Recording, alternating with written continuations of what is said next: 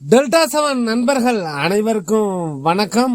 இந்த பதிவில் பார்க்க போற படம் விருஷபா. படம் எப்படி இருக்குன்னு பார்ப்போம்.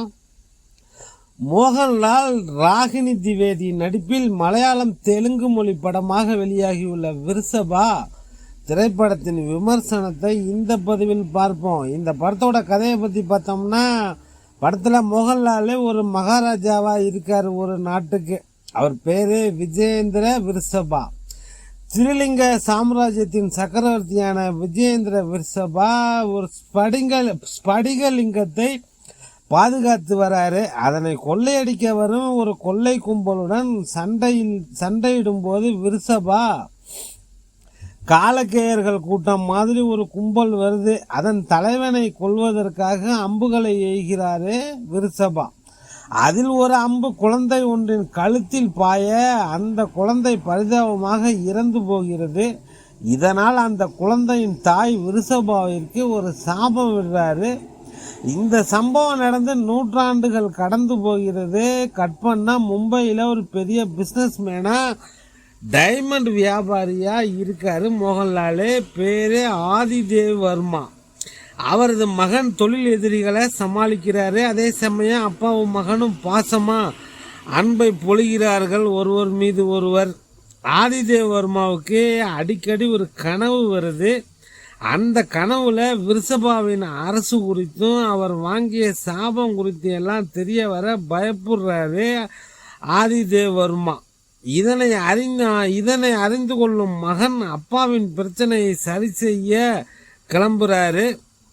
மும்பை தொழிலதிபர் ஆதிதேவ் வர்மாவுக்கும் அரசன் விருஷபாவுக்கும் என்ன தொடர்பு, அந்த சாபம் என்ன ஆனது என்பது மீதி கதை. முன் ஜென்மத்தில் கொடுக்கப்பட்ட சாபம் அடுத்த ஜென்மத்தில் தொடர்வதுதான் கதை. ராஜமௌலியின் மகதிரா படத்தின் கதையைப் போல இந்த படத்தை இயக்கியுள்ளார் கன்னட இயக்குனர் நந்தா கிஷோர். மோகன்லால் விருஷபா அரசனாகவும் ஆதிதேவ் வர்மாவாகவும் மாறுபட்ட நடிப்பை கொடுத்திருக்காரு. அவரது மகனாக நடித்திருக்கும் சமர்ஜித் லங்கேஷ் ஆவேசமான காட்சிகளுக்கும் ஆக்ஷன் காட்சிகளுக்கும் நன்றாகவே ஸ்கோர் செய்கிறாரு. இவர்கள் இருவருக்கும் இடையே நடக்கும் பாச போராட்டம் தான் கதைக்களம் என்றாலும் அதில் ஒரு அழுத்தம் இல்லை, ஒரு ஆழமான திரைக்கதையும் இல்லை. இது எந்த மொழி படம்னே குழம்பி போகும் வகையில் தான் இருக்கு. மோகன்லால் தான் படத்தின் ஆரம்பத்திலேயே ஸ்படிகலிங்கத்தின் வரலாறு குறித்தும் வேகமாக சொல்லப்படுது. அப்போது நமக்கு இது மலையாள படமாங்கிற சந்தேகமே வருது. ஏன்னா காட்சிகள் நகர்வது தெலுங்கு படத்தின் திரைக்கதை போல இருக்கு. கதாபாத்திரங்கள் மலையாளத்தில் பேசுகிறார்கள், ஆனால் அந்த உச்சரிப்பு எதுவும் மலையாளம் போல இல்லை மோகன்லாலை தவிர. அதாவது ஒரு தெலுங்கு படத்தை மலையாளத்தில் டப் செய்தது போல் இருக்கு படமே.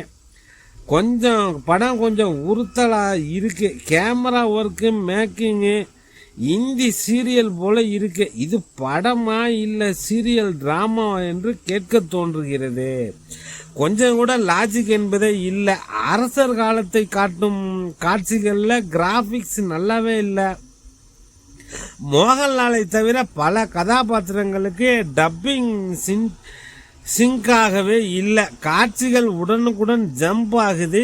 எடிட்டிங்கும் ஒரே சொதப்பலா இருக்கு. சாம் சிஎஸ் தனது பின்னணி இசையை நன்றாகவே கொடுத்திருந்தாலும் படம் முழுக்க இசைக்கப்படுவது சீரியல் உணர்வைத்தான் தருது.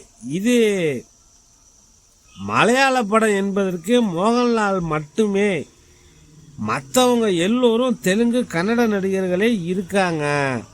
2025 ஆண்டு வெளிவந்த ரொம்ப சுமாரான படம்னா இதுதான். பாலையாகாருக்கு எழுதின கதையில மோகன்லால் நடிக்க வச்சிருக்காங்க. மோகன்லால் நடிப்பு, சண்டை காட்சிகள், பின்னணி இசையெல்லாம் நல்லா இருந்தாலும் மற்றபடி வேற ஒன்றும் சொல்லிக்கிற மாதிரி இல்லை. படமே மிஸ்டேக் என்றாலும் லாஜிக் மீறல்கள் ஏராளம். கன்னடத்தையும் தெலுங்கையும் கலந்து மலையாளம் டப்பிங் செய்திருக்காங்க. மோகன்லால் படம் என்று நம்பி செல்பவர்களுக்கு ஏமாற்றம் தான் கிடைக்கும். மோகன்லாலின் மறுபிறவி நாடகத்தில் புதுமை இல்லை, நீளமாக போயிட்டே இருக்கு. தொழில்நுட்ப நுணுக்கங்கள்னு எதுவும் இல்லை, படமே ஒரு சுவாரஸ்யமாக இல்லை. 2025 ஆண்டு மோகன்லாலுக்கு ஒரு வெற்றிகரமான ஆண்டாக இருந்தது. லூசிபர் 2, அதாவது எம்புரானில் ஆரம்பித்து கிரைம் த்ரில்லர் படமாக தொடரும் பெரிய ஹிட்டு. ஹிருதயபூர்வம் ஒரு ஃபீல் குட் மூவின்னு 3 ஹிட்டு கொடுத்துருந்தாரு இந்த வருஷத்தில். அப்புறம் கண்ணப்பா, பாப்பான்னு 2 படங்களில் சிறப்பு தோற்றங்கள்லையும் நடிச்சிருந்தாரு. திருஷ்யம் 3 வேற தயாரா இருக்கு ரிலீஸுக்கு. இது போதும் நினைச்சாரான்னு தெரியல, ஒரு சுமாரான ஒரு படத்தை கொடுத்துருக்காரு. டெல்டா 7 நண்பர்களுக்கு நன்றிகள் பல. மீண்டும் வேறொரு காணொளியில் சந்திப்போம். டெல்டா